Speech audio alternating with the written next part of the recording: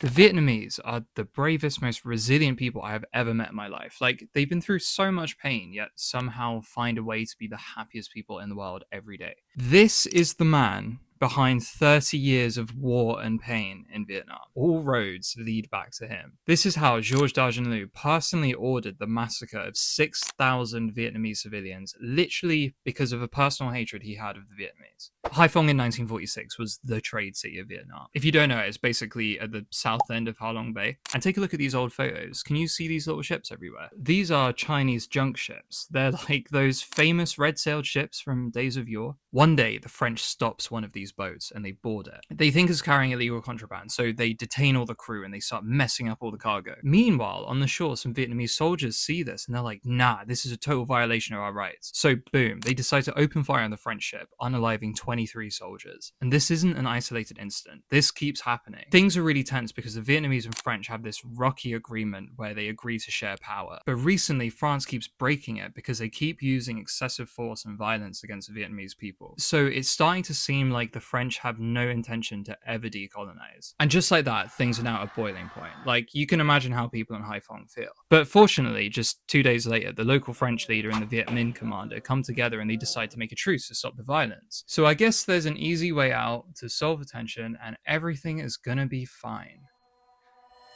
Can you guess who screws everything up? Dargenlieu. Yeah, we've spoken about him before. He's the one ordering French troops to use all of this excessive force and violence against the Vietnamese people.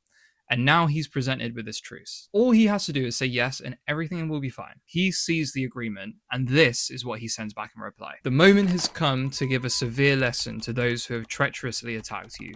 Use all the means at your disposal to make yourself the complete master of Haiphong. So that's it. This one decision from this one guy. The next day, the French Navy opened fire on Haiphong indiscriminately, completely destroying the whole city. In one afternoon, 6,000 civilians lose their lives. And across the whole 3 days, the French lose 29 soldiers. This one decision starts 30 years of war in Vietnam. Guess France's excuse. They're the colonial power.